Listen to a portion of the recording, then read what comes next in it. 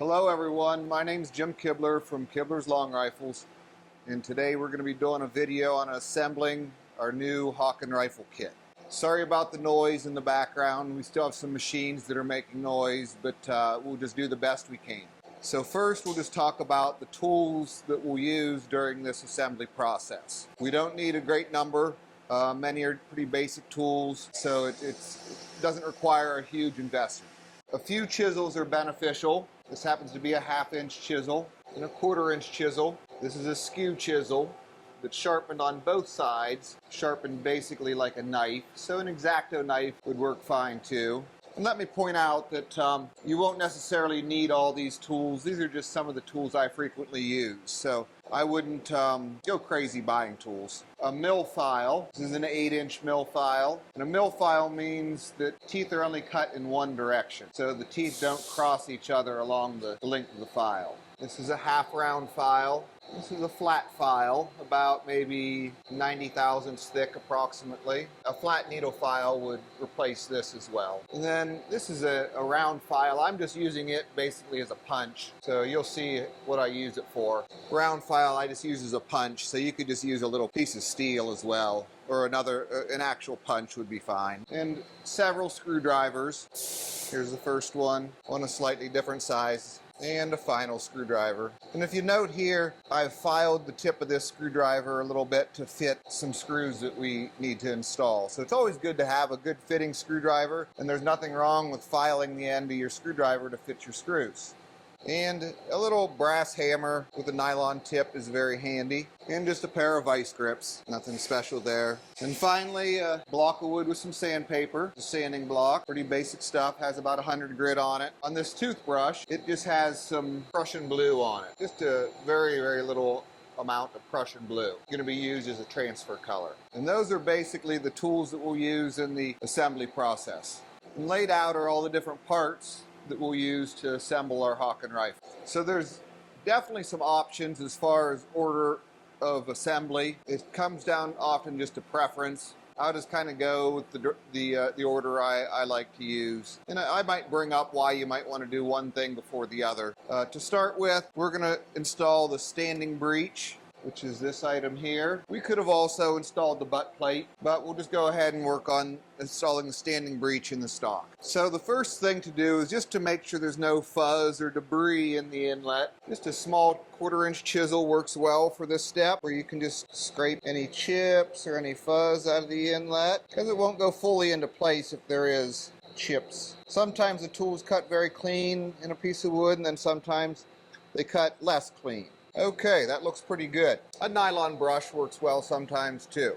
The next thing to pay particular attention to is the breech face. With a Hawken rifle, the standing breech and the lock and the arrangement of everything, that position is very critical. So I wouldn't suggest trying to move this face. You might think you need to for some reason, but I don't think you actually do. So we're just going to go ahead and start installing the standing breech. It should go in pretty easily. Now, one thing that I would like to note is everything will probably fit pretty good on this rifle. We've just designed it. We're paying a lot of attention to the fit of everything. There could be a little bit of drift over time. Also, this stock was just machined.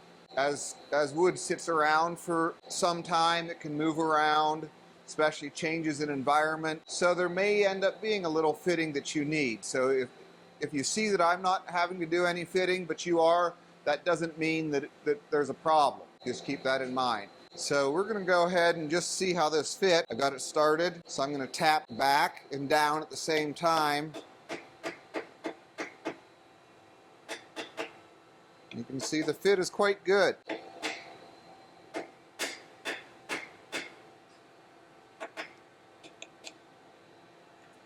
So that didn't require any fitting. Sometimes it may. And one thing to be mindful of is the back of the breech plug, the standing breech is against the stock, that there's no gaps at all. That's why I kind of tapped back as I was tapping down. So in order to fasten this in the stock, the trigger plate has to be installed. And the trigger plate on a Hawken rifle is basically an assembly. So you'll receive the part assembled as shown, where the guard is attached to the trigger plate, as well as the set triggers. And the trigger plate is drilled and tapped for 2 bolts that go through the standing breech and hold everything together. So we're going to flip the stock over and install the trigger plate. I see there's a few chips in the inlet, so I'm going to first just use a nylon brush. You wouldn't have, you can just use a chisel and scrape them out, or a knife. I'll try to get most of them just with this nylon brush.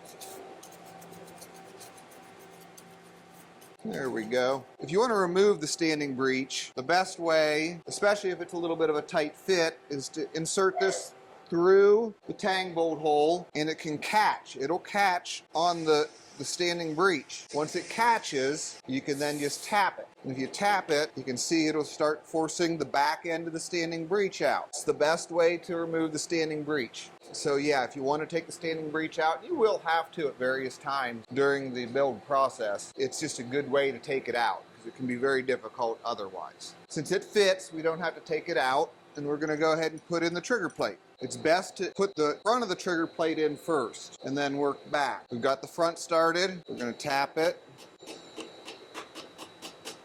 And we're going to start on the back side here. Fits nice. So the trigger plate fits. So now we're going to fasten it by inserting the 2 screws through the tang into the trigger plate. So these are screws that have a countersunk head, one a little longer than the other. The longer one goes nearest the back of the barrel. So we'll insert it in, pick the screwdriver that fits that slot, and we'll tighten it in there. And same with the back screw.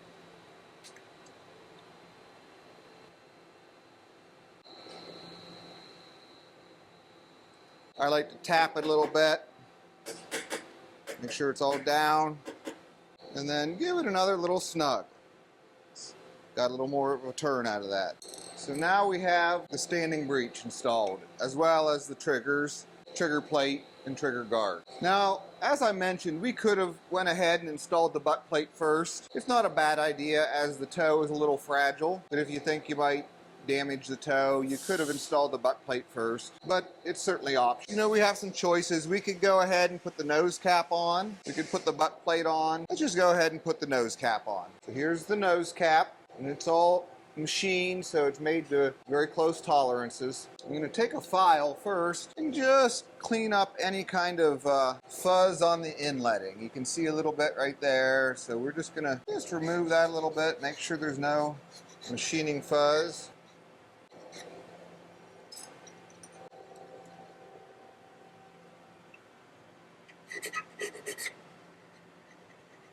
We're going to take the nose cap, slide it on. Okay, and then we're going to tap it a little bit, just to make sure it's fully seated. I'm going to take a little look at it, see how the fit is. It looks quite nice. So the wood is a little proud of it there. Does that get filed down to it? It gets sanded down to the nose cap. Okay. So it's a good idea when machining these stocks to have the wood a little bit above the metal parts.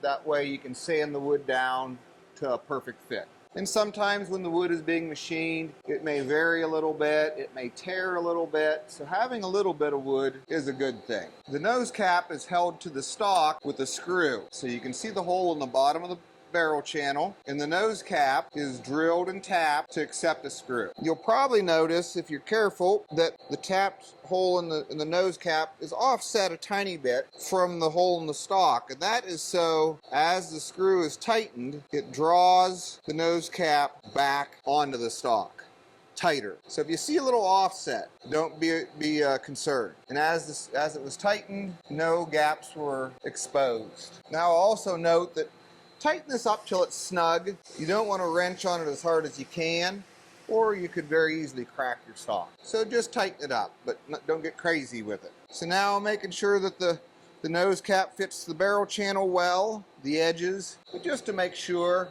I can just take a mill file and just lightly knock off any burrs. Make sure it's a nice, smooth transition.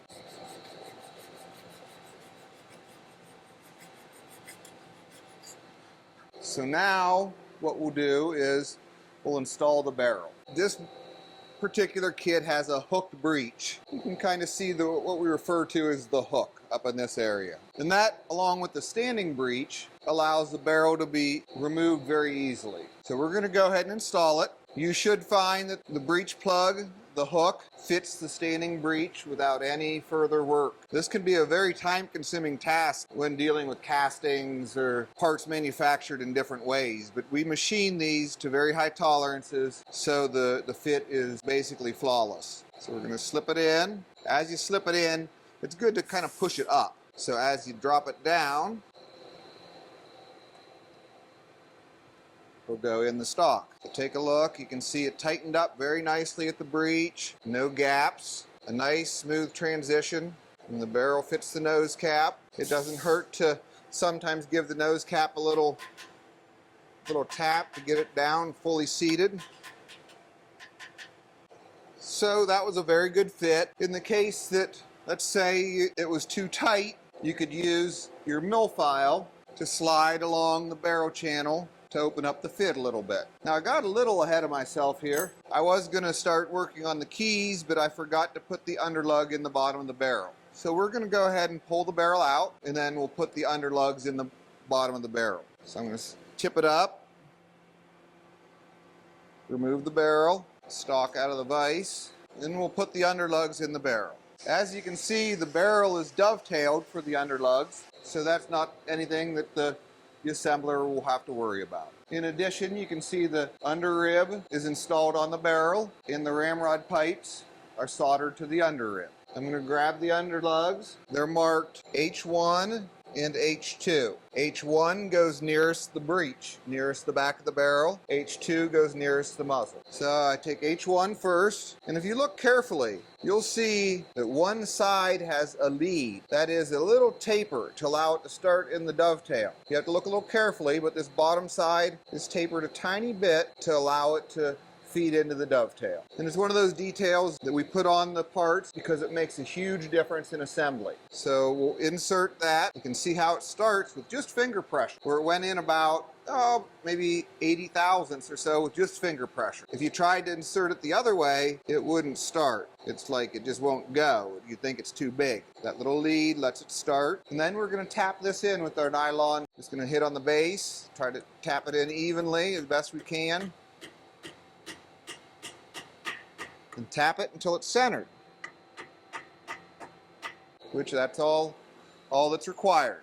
We're going to do the same with the other underlug, H2. Again, identify which side has the taper and see how it started again. So we're going to tap it in place.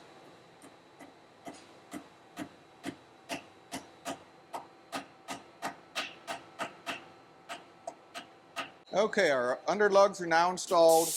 So we can go back to the stock. My vise is a little defective here, so I have to pull the moving jaw out. I need to get that fixed. So we'll install this back in the stock, like that.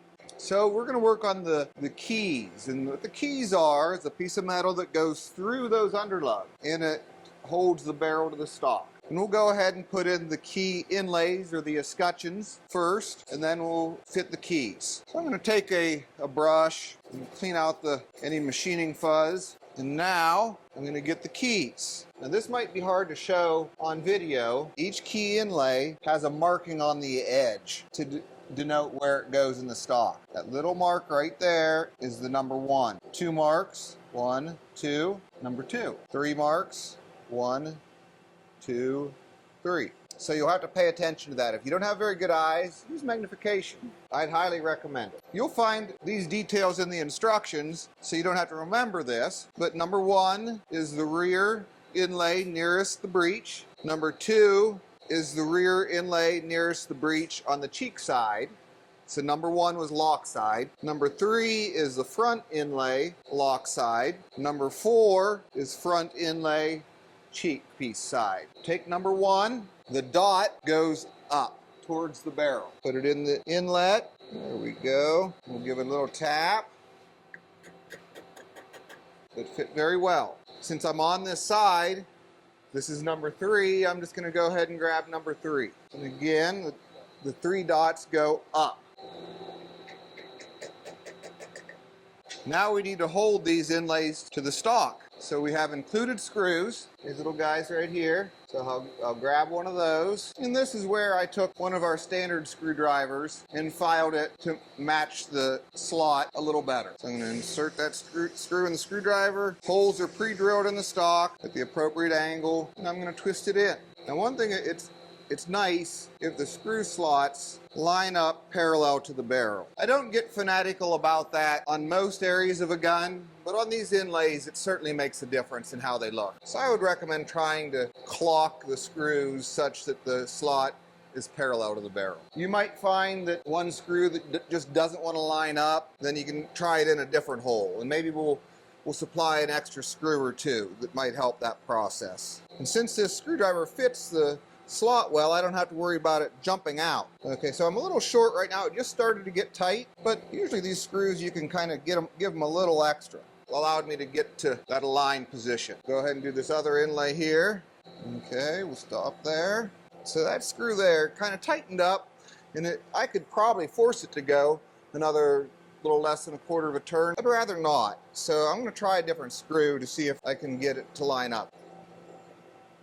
Okay, that one did a little better, so we're lined up. You can also play some tricks like filing off the back side of the head a little bit so it'll go deeper if you want. And chuck it up in a drill and hold a file against the back side of the head. Now we're going to go to the other side. This is inlay number 2. And again, the 2 dots go nearest the barrel, so they go up. Make sure there's no burrs. Take our mallet.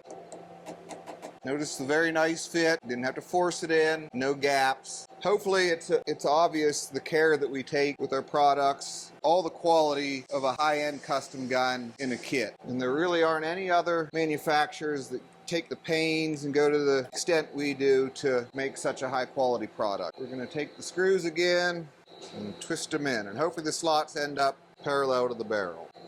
That one didn't, so we're going to take it out, put it in a different hole. That was pretty good there. Okay, so now we'll try a different one up the front. Hopefully it can work. There we go. Okay, so we have the inlays installed. Now the next step is just to make sure that there's trash in these key slots and they line up well. That's where this little file here comes in. A needle file will work fine too. So I'm not really removing much material, just kind of cleaning up any burrs, just trying to line things just a little bit. So now we're going to take a key, number 1, it's marked number 1 is nearest the breech, and the number goes up, because the heads are angled to match the stock shape. So you want your number that's engraved to be towards the barrel. So with any luck, this will go in here, and it did. And it was a nice snug fit, but not too tight, not too loose. If it's too tight, you could file a little bit from the underlug opening. That will loosen it up a little bit, so you can take the barrel out and file a little bit from the underlug to allow it to slip in. If it happens to be too loose, there's a way to adjust it by tapping on the underlug a little bit. So hopefully this is a nice fit. We'll see. This one seems a little tighter, but let's see if it'll go. That's a little bit tight, so it doesn't want to go. So it's a little tighter than I would like. I'm going to tap that back out. In order to tap it back out, this is just a piece of popsicle stick. So we're going to insert it.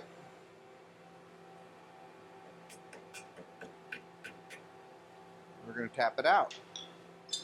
So now we have a choice. While the barrel's installed in the stock, or we could take the barrel out. Since I'm a little lazy, I'm just going to go ahead and file while it's in the stock, and we'll see how that goes.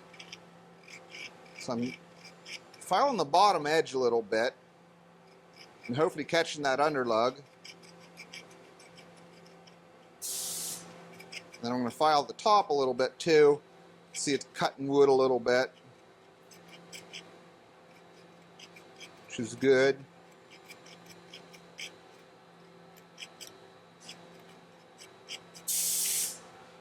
Okay, now hopefully it'll go in. It's a very fussy thing. Again, find that number, it goes up. You can also just take off the harsh edge and file a little lead on this front edge, which will help it slip into place. It's beveled when it's machined, but if you soften that corner just a little bit, it can help. So now let's see if it goes in.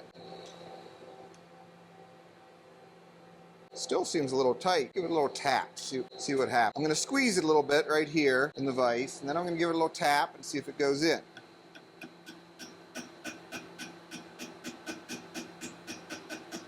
So it goes in. It's a little tighter than I'd like, but it does go in. So we'll go ahead and take it out, and we'll loosen things up again.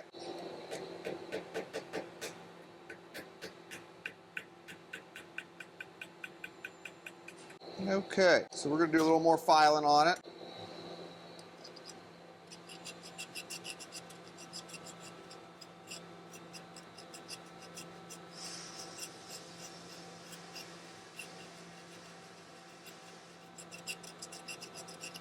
Pretty good. And we'll do the other side just to make sure we're relatively equal.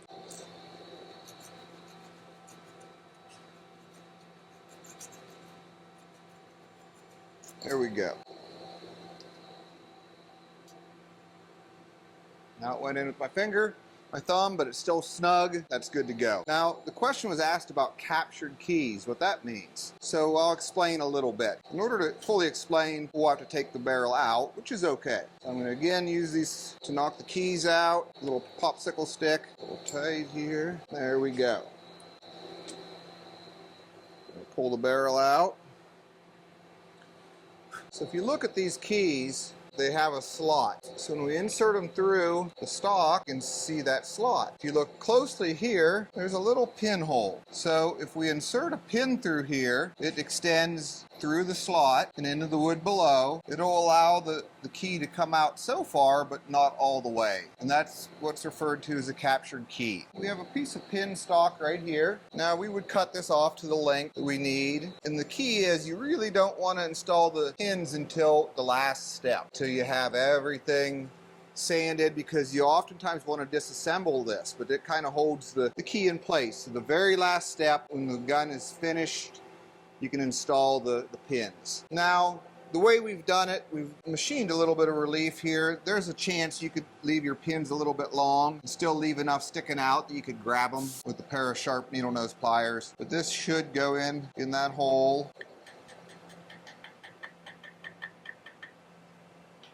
Lost my little pusher. I'll use a screwdriver. It's not best because it could mar the end of the key, but I'll use a screwdriver. Push it out. You can see it only goes that far and it stays. So again, this pin would be cut off, barrel would be installed. So I'm going to go ahead and pull that pin out. So now we'll go ahead and get back on track. Let's put the barrel and the keys back in. So we have the keys installed, we have the barrel installed, nose cap installed, standing breech installed, triggers, trigger plate, trigger guard. So we're doing well. While we're working on the floor stock here, let's install the entry pipe. It should be pretty quick and easy. Here's the entry pipe. You can again see it's all machined. I think it's very beautiful, very nicely made. So we're going to insert it into the inlet.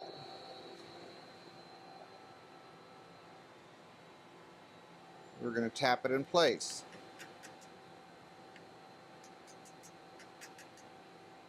See the fit, and again, I've not fit any of these parts. This is right off the machine. You may have to do a little more inletting than this. Wood can move around, machines can drift a little bit. It can happen. It's held on with a pin. Now the key with these pins are, leave them long as you're assembling the gun so you can take them in and out easily. If you cut the pins, make sure you file a nice lead on the end, a nice taper. That helps it go through, find the hole in the pipe, and not split out wood on the back side.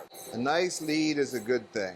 Maybe not a 45-degree angle, but more like maybe a 30-degree angle or something per side. And you don't have to make it a point, allow it to lead in. So the hole goes through the wood, so we're going to tap that in place. And it's going through the ramrod pipe. If it doesn't feel like it wants to go, don't just keep hammering. Make sure there's no chips underneath. You might have to adjust the fit of the pipe a little bit, but you don't want to just keep trying to force it. This is going, so everything is good. So now we have our ramrod pipe installed. Moving along, we're making time here. The lock. So we're going to take our brush again, clean out that lock inlet because there's some chips. Some of our cutters on our machine right now are getting a little dull, so it's making the inlets a little furry, so we need to change some of those out. Put it on half cock.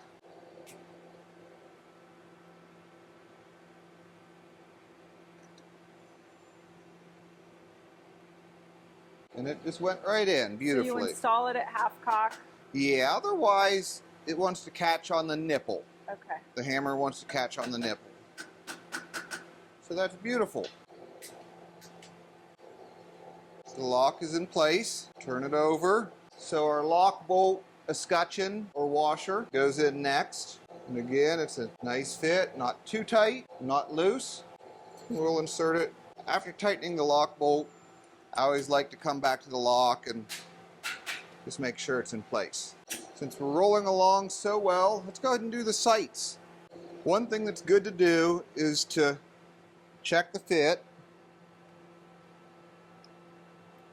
It seems a little bit snug, little big. We're going to file just a little bit of a lead just to make sure there's no burrs. And check it again. So it seems to be a little tight because it's not really wanting to start. It can barely start there. So just from experience, I know that it's not really going to go in where it is. It may, but it's pretty darn tight. So you have a choice.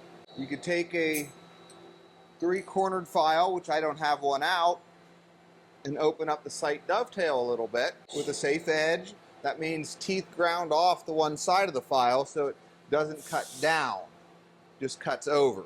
Or we can just file a tiny little bit off the sight. That's a better idea since this is a cheaper item, and if you mess it up, you can just get a new one. So all we're going to do is this angle here along the front, we're going to adjust that surface a little bit, and it should fit then. So we could hold that in a vise. Not a bad idea. If you're not familiar with filing, it's probably a good idea. Wanting to rotate a little bit, it's kind of a tricky part to hold. Tighten it up a little bit more here. So I'm going to file a little bit off.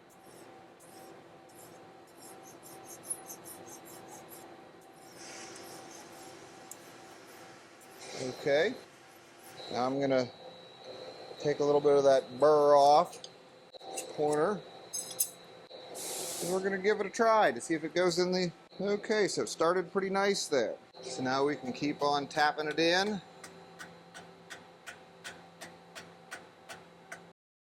You don't want them too tight, you don't want them to fall out either.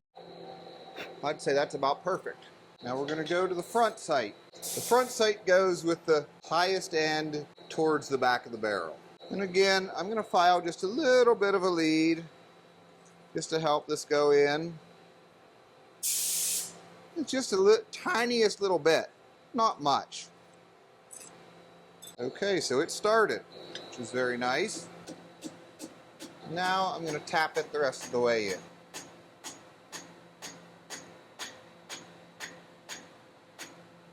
Get it roughly centered.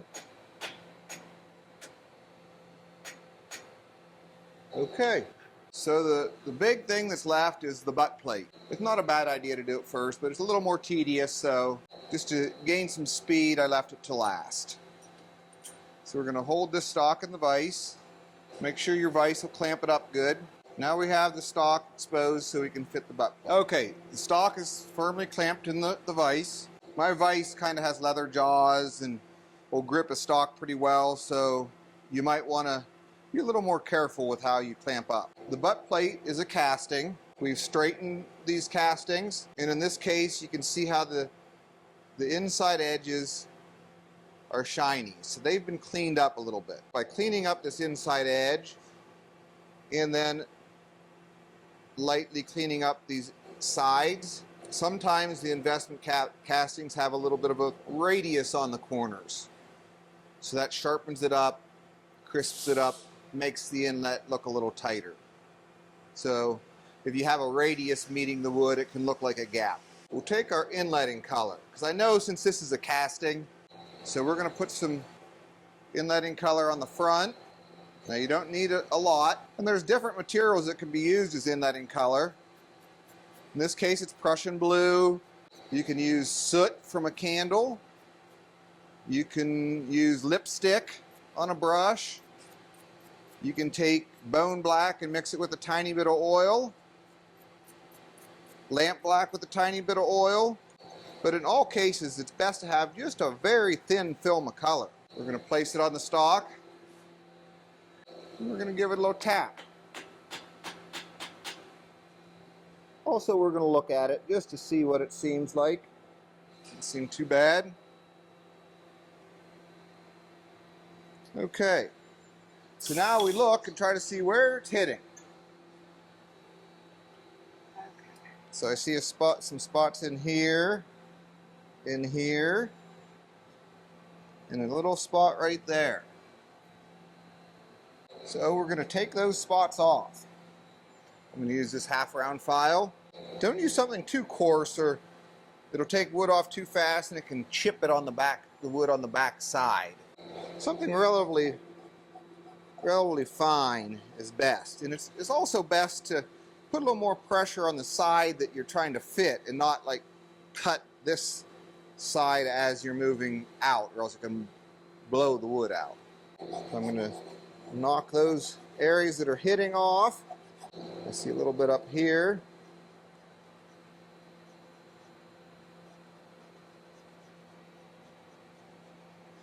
This is just a repetitive process just to get it a little bit better. Up here, there was a little spot. I'm just going to use a chisel, a very sharp chisel, just to shave it off. Tiny bit at a time. Make sure we still have transfer color on. Set it on again. Give it a tap. Take it off. Repeat the process. Places that are hitting, we're going to file a little bit.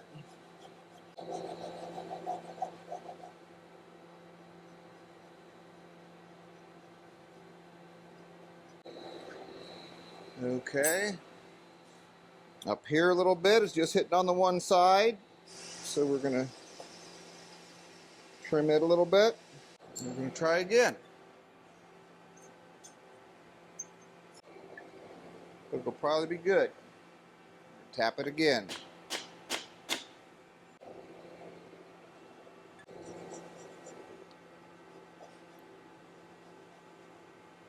Again, I have to trim this little bit in the back. Put it on again. And the reason why I keep going, I have a little bit of a gap in the front here, so I'm wanting to close that gap up, keep setting it forward until that tiny little gap in the front is closed up. There's not much left, but there's a little bit. Again, we're going to keep on. This is an area where just patience is important.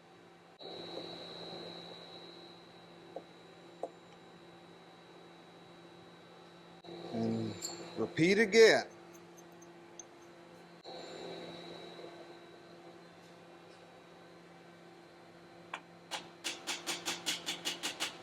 Looks like we're about there, almost. If you look close, you can see the marks. And the marks are getting more dense.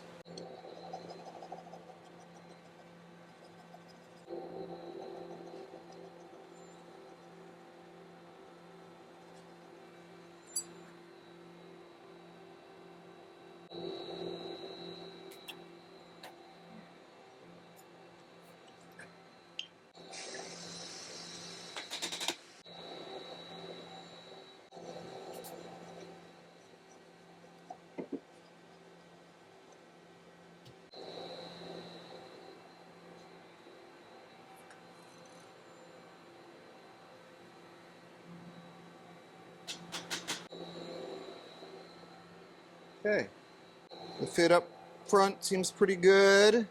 I'm looking at the fit along the edges and it seems pretty good too. Now I don't focus too much down near the bottom because when you put that screw in, it's going to pull it in.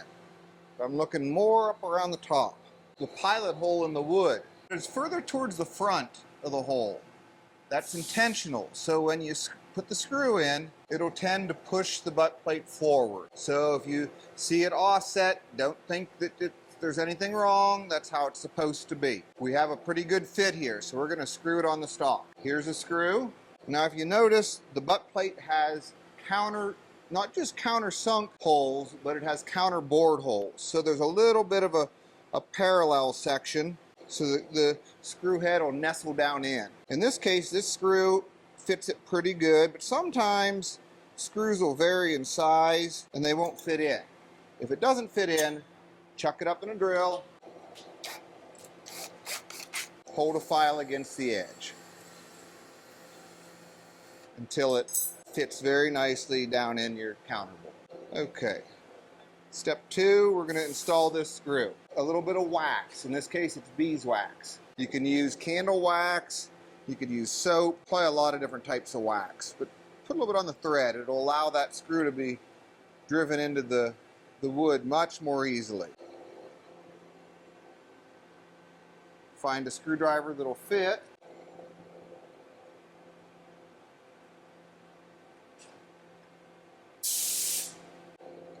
Okay. Now, one thing to note is there's wood to guide the butt plate in, but if you find that it's not centered, you can fudge it a little bit. You can tap it over to adjust that centering fit a little bit. So that's perfectly okay to do.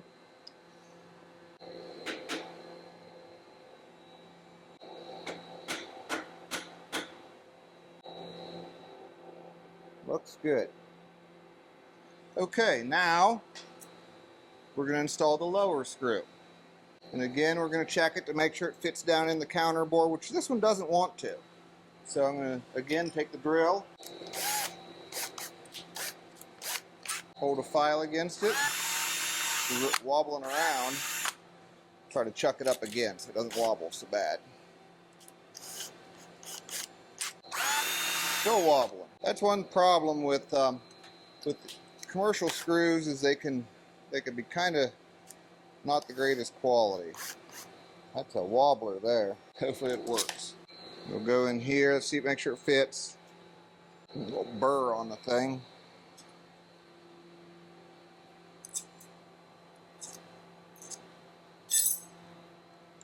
Okay, a little wax on it. And in this case, we often use a flat bit. You can use a screwdriver, but I'm just going to drive this with the drill and the flat bit. Just a little easier for us. It fits real well. So we're going to install it in here and spin it in. Easy as that. Okay.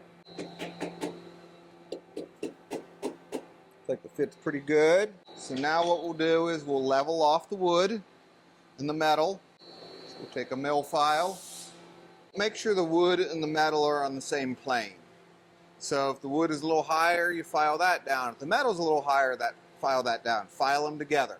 So that's a good example of why you don't want to do any kind of metal polishing before you assemble the gun. And it's just very, very wrong. I don't know how to put it any other way. Because in order to fit a gun together well, you have to do a little bit of filing and adjusting. If you polish stuff down, it's just a recipe for disaster. Don't do it. So we're going to level this all down. That's pretty good. And then you can also take a sanding block like this and use it to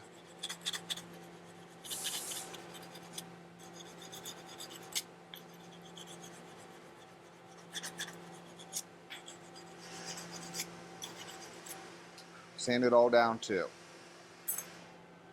We'll do the same with the other side. I won't make you watch that. It's the same thing.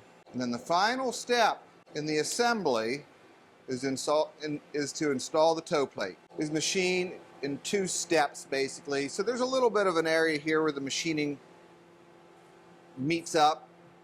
A little bit of a ridge. So I'm going to file that little ridge off. It's not much, but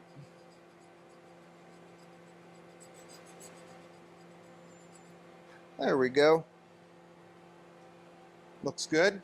So now we have our toe plate. One side has holes that are countersunk. Those go towards the outside. It fits just in there, just very nice. And now we have to install the screws. Okay, so we need 3 screws. We're actually very excited, or at least I'm excited about these screws. It's always a very difficult time to try to find quality screws that are manufactured today. Oftentimes the thread is poor quality, the slots are very wide and very shallow, and in general they're just kind of misshapen. In this case, I wasn't able to find any quality screws of the size we needed for the toe plate, and also that we'll be needing for the patch box. So we had our screw machine company that makes all of our other screws for our lock make these wood screws. Now they weren't cheap. They're much more expensive than buying commercial screws, probably 7-8 times more expensive, maybe more, and it adds up on a kit, but they're excellent, excellent quality. And probably as time goes on, all of our screws will be transitioned to these lathe turn screws. The threads are sharp, the slots are very precise, narrow, and they hold very well. Now you'll see they don't come to a point, but that's of no concern at all because we have a pilot hole that we've drilled. And in fact, 18th century screws never came to a point either. So we're going to use these to install the toe plate. Again, some beeswax. That always helps the screw go in, helps prevent damage. And then we're going to find the screwdriver that fits. We're going to drive it in.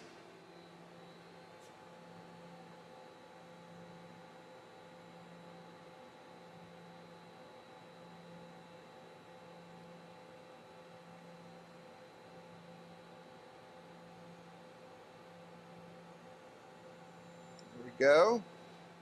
Just a beautiful, beautiful fit. And even the toe plate is counterbored just a tiny bit. So the screw nestles right in.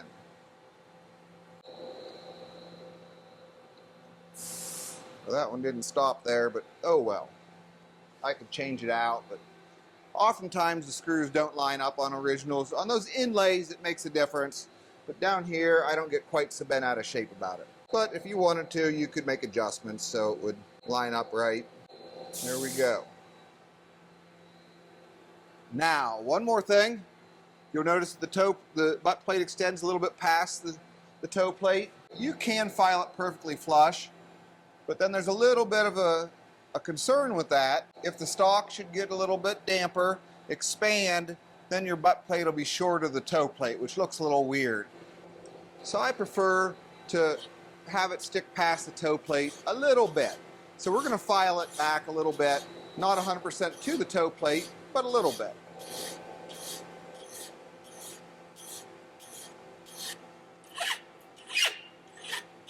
We're going to call that good enough. Now there's still lots to do on this gun. All the metal has to be polished, the wood has to be sanded and finished, but it's a very good start. So it's the next day after we filmed most of this video, and there's a few other items that we have to address. So the first is checking that the set triggers and the lock work properly together. So in order to do this check, you would pull the hammer to first half cock and check that there's free play between the trigger and the sear on both triggers. The half cock is a little less critical than the full cock, but it's good to check nonetheless. So we're going to go back to the full cock position and just see how much play there is. So we want somewhere in the neighborhood of about a 1/16 of an inch free play. And you can feel when the trigger starts hitting the sear, because it requires very little force to move it and then it'll stop. So at the tip of the trigger, somewhere around a 1/16, could be a tiny bit more, but right around a 1/16 of free play. Maybe up to around 85 thousandths would be fine. And then about the same, about a 1/16 on the rear trigger. And the reason we want this is we don't want any pressure on the sear. The sear is the part of the lock that allows it to fire. We don't want any pressure on the sear from the triggers unless we're trying to fire the gun. And one other thing to note is that when you set the trigger, it actually pulls the front trigger back a little bit. So that's why we have to have that free play, because there's a little bit of movement even when we set the trigger. And another thing to note is you don't ever want to fire the gun without something to cushion the nipple. So you don't want to just drop the hammer on the nipple. You can hold it back. You can put some piece of wood maybe there, maybe a piece of rubber or something to help cushion it. But you don't want to just drop the hammer on the nipple. The procedure would be you'd load the gun, pull it back to half cock, place the cap on the nipple, pull it back to full cock, then you would set the rear trigger, and then you would just touch the front, and then it'll drop. So if there's not enough play, this is something that we're checking, make sure there is, but with that said, there's a lot of pieces that go together. There's the lock placement, the sear on the lock plate, the trigger setup, how high the trigger bars are, and even the stock inlet can affect that free play. So even though we're checking it, this is something that probably, well, it's not a probably, that needs to be checked. Because otherwise it's not necessarily going to work right, and it won't necessarily be a safe gun either. So it's your responsibility to check that. If there isn't enough free play, you'll probably notice in the fact that it doesn't want to hold full cock. By hold full cock, I mean it doesn't want to lock in, like that's holding well. So it might not want to hold full cock, or when you set the trigger, you encounter resistance, and that's from the front trigger hitting the sear in the setting process. So if there's not enough wiggle room, wiggle on the triggers, we need to take the trigger assembly out and adjust it. So in order to do that, we'll do the following. We'll just leave the lock in place. It should be fine. We'll get our screwdriver that'll fit. So in removing the trigger, it's a good idea to push it out of the inlet from the portion nearest the butt plate first, and then at the end pull it out of the front. So I'm going to use these screws that I've loosened to help tap it out. So if I tap on that screw, you can see how it started to push out. Since it's pushing out at the back end, I'm going to give it a little nudge at the front end too. Okay, sometimes the screws will catch when you're doing that, so you can turn it out a minute. Okay, so if we've done that, we should be able to wiggle it out the rest of the way. Turn it over so I can see what I'm doing. If there isn't enough free play or wiggle on the triggers, between the trigger bars and the sear of the lock, we're going to cut down the tops of these trigger bars such that they don't contact the sear when the trigger's installed and there's a little bit of free play. This can be done when the trigger's together, or if you want, you could disassemble the trigger by removing the spring screw and these pins. In order to cut the front trigger down, I've gone ahead and set the triggers. So I pulled the rear trigger back, and then I would put it in a vise. Always good to use a vise that's got some jaws on it that'll help pad it, protect it. See if we can find a way to hold this. Let's see here. That works. And then I would come with a file, and I would file off the top of this. And I'm not actually filing right now because this trigger works okay, but I'd keep filing this down, and then I would put it back in the stock and check that free play. So in order to file the rear trigger down, let's see here, we should be able to, it might be a little trickier here, but we can kind of hold the rear trigger up. So I'm pushing with my finger to hold that up. You could also wedge a little bit of wood in there if you wanted. And then I would file this down until you put it back in the stock and you have the proper free play. Like I said, we're going to try to control it, but there's a lot of things, a lot of tolerances that get stacked up, and there could be variation in it, and it's something that needs to be checked. I hope this makes sense. You know, like always, if you have any questions with anything, just reach out, and we're happy to help explain things further. Okay, finally we're going to talk about the ramrod for the Hawken rifle. A ramrod, a hickory ramrod, and a tip and a nail used to pin it in place are included with the kit. The rod is cut with a tenon on the end. You can see the tip here. And the tip is threaded for cleaning jags, ball pullers, etc. The threading is 832. So this is made to go over the top of this. We try to get a tight fit, so it actually has to be kind of driven on a little bit. So I think that's going to go. If it's too tight, it'll kind of pile up. So we don't want it to be too tight, but it seems like this is going to work. So I slipped it on and use the mallet.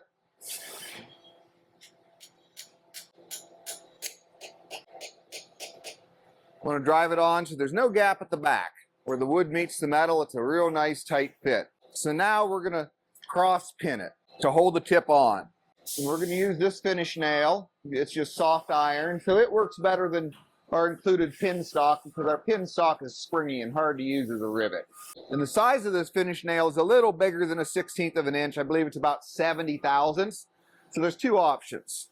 You can drill through the tip and the rod with a 70 thousandths drill and then rivet in place, or you can just use a 1/16 inch drill, which most people have, and we can just cut the pin down a little bit, which is probably easier because not everybody will have wire gauge drills or a 70 thousandths drill.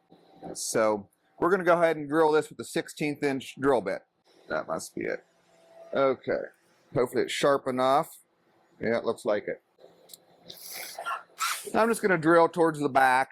You can center punch it, but usually if you're careful and the drill is decent, you can start the drill. And it won't walk too bad.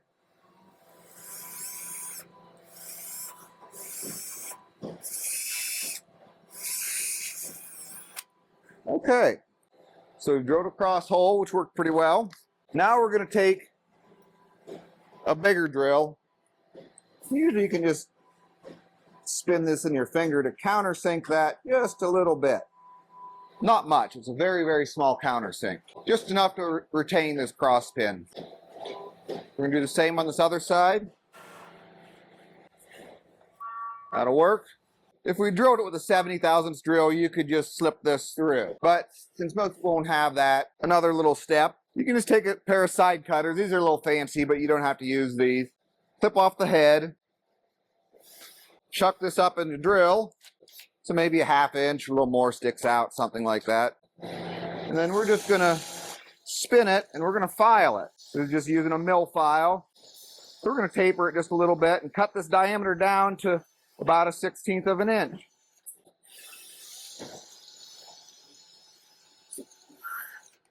We're going to see if it'll go in there. Not quite. We'll go a little more. You could also hold this against a belt sander. I'll do that, but not everybody has one. But everybody will have a little drill and a file usually, so you can just cut it down a little bit. Getting pretty close. That should work, I think. Now we can drive this through. You kind of open the vise and hold it above the crack in the vise. That usually works pretty good.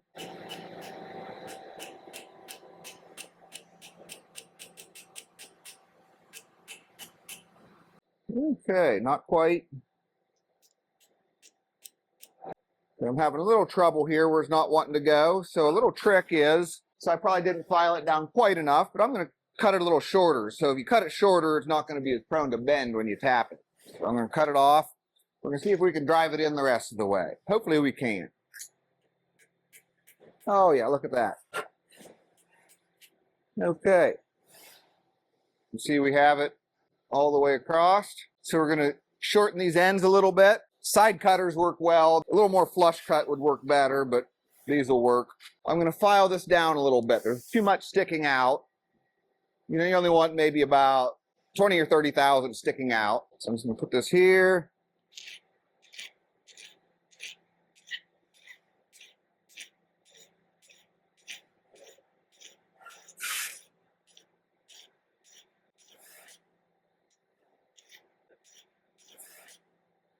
I filed that down to where there's only about 20 thousandths sticking out. Now we're going to peen that pin to form a rivet. Emma. Hi, baby. So we're going to peen this pin over to form a rivet. This hammer is a little bit oversized, but it'll work fine. So just support one end of the rivet on your vise or something stable, and then tap this other end. And it'll smash that little nail into that countersink.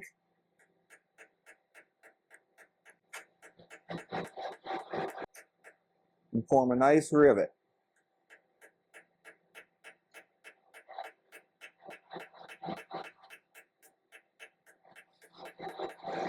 Okay.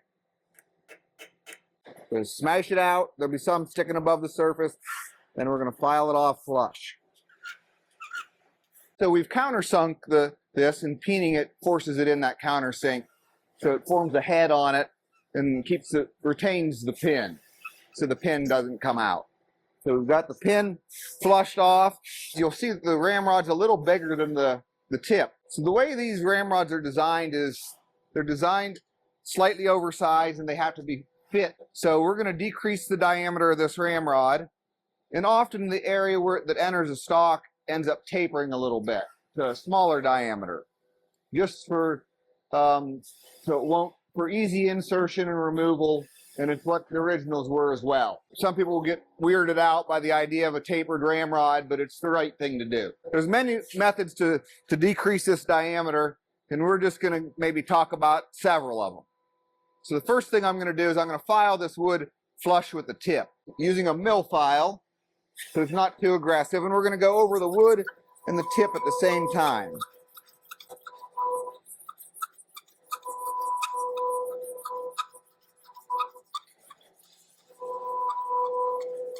And ramrods from our suppliers will vary in size, so it's very hard to control. So it's just something that has to be fit. So we're going to go ahead and first just see how far this will go in the gun. So we have the gun right here, and we're going to see if it'll go in.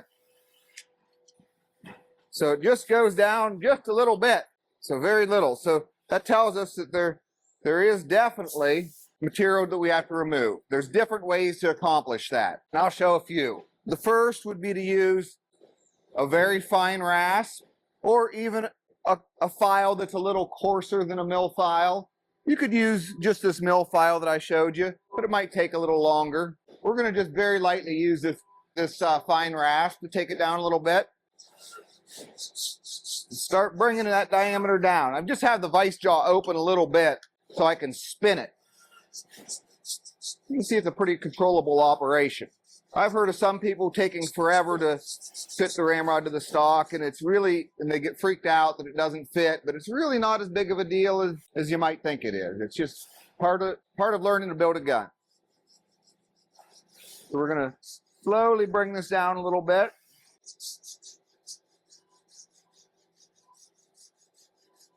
Just rotating it and as I go. So that would be one method. Rasp followed up with a mill file.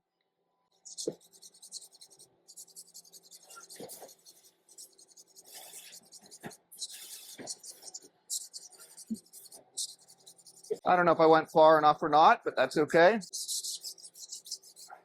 So we can see if we gained anything in the stock for fitting. So it did. We gained a good bit. So it went in about 8 inches or a foot. And that's the area we focused on, so we have that sized about right. We're going to go ahead and work up the rest of the rod now with different methods. Another method would be to use a scraper, a card scraper in this case. And a card scraper is a piece of steel that has a hardened piece of steel that has a burr formed on the edge. So it's a little hook. If you're not sure about it, just Google it and you'll be able to learn more than you'd want to know about a card scraper. And we can just use it to scrape along the edge, and it'll, even though it's flat, you just keep moving it, just like we did with the file, and it'll remove wood. You see how it's taking off a little curl?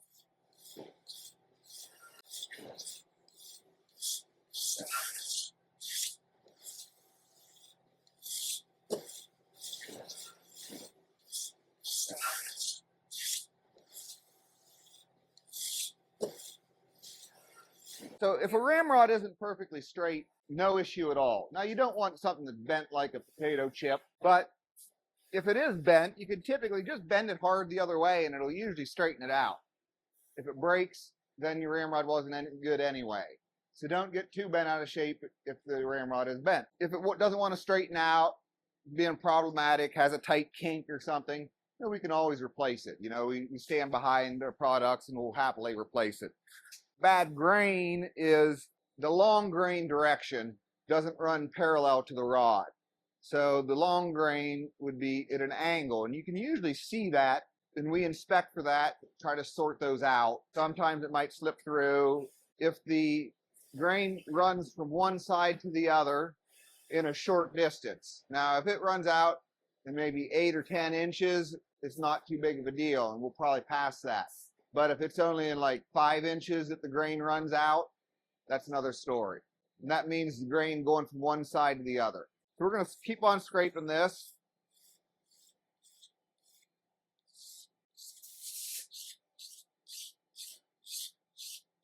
and we'll see if we gain anything. Then we'll go on to another method.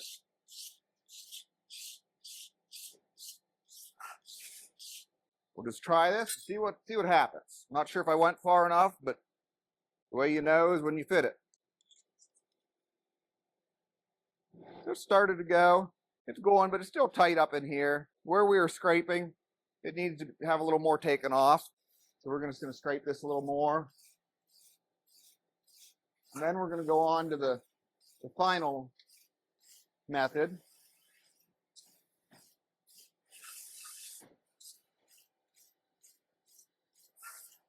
Final couple methods anyway.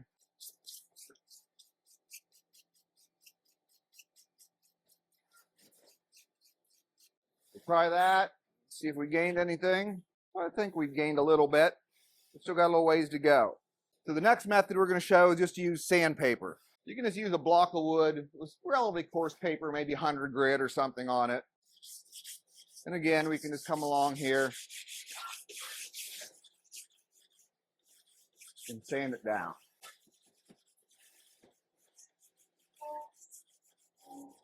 See how it's doing. We'll try it. Oh, there it went in a little more. So it's getting there. The final way with sandpaper works pretty well. Just take a piece of sandpaper. This happens to be 100 grit. And I'm going to wrap it around the rod. About right here. And I'm going to put it in this bench vise so it kind of pinches it. Kind of squeeze it down, pull it. If it's too tight, it won't move, so you can't make it too tight. Squeeze it.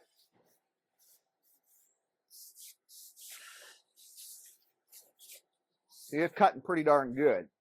Pretty fast, too.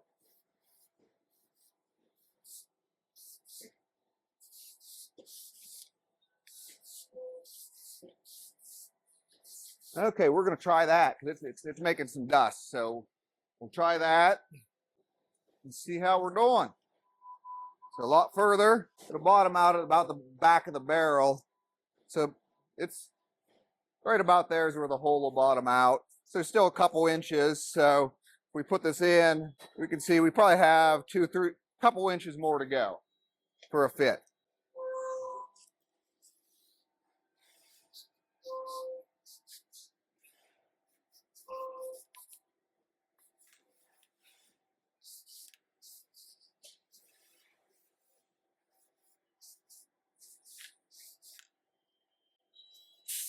Might turn it around here a little bit.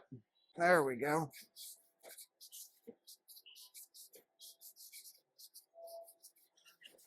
We're going to try it there. You don't want it to be too small or else it'll fall out. But you do want it to be a little looser than you think it should be, because when you put stain and finish on it, it'll make it a little bit bigger. So that went in there actually about perfect. So it won't fall out. And it's a tiny bit looser than I would like it, maybe a tiny bit. But once you put stain and finish on there, it's going to be perfect. There's still plenty of room to finish it up with a little finer sandpaper if you want. Maybe some, 220 grit. You can just wrap around it and sand it. And then it's ready to go. So we'll go ahead and install it, mark it. So we'd use a pencil, or in this case, I'm just going to use a file to kind of mark it. Then we're going to cut it off. I like it to be flush with the muzzle. Some people like it to stick out. In this case, I'm just going to use a little jeweler's saw. You can use any kind of a little small saw. The blade's a little fine for this, but it'll work without too much trouble.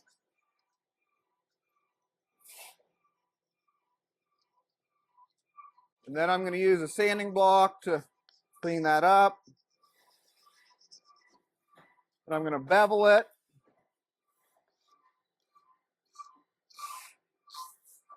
If you don't bevel it, the sharp edges will be prone to chip and splinter.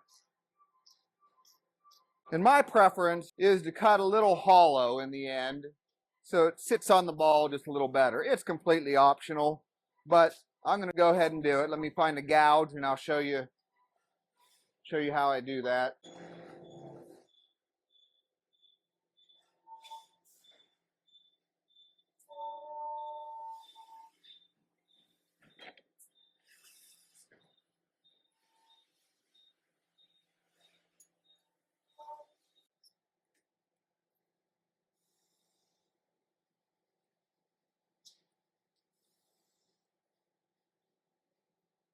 to just hollow it out.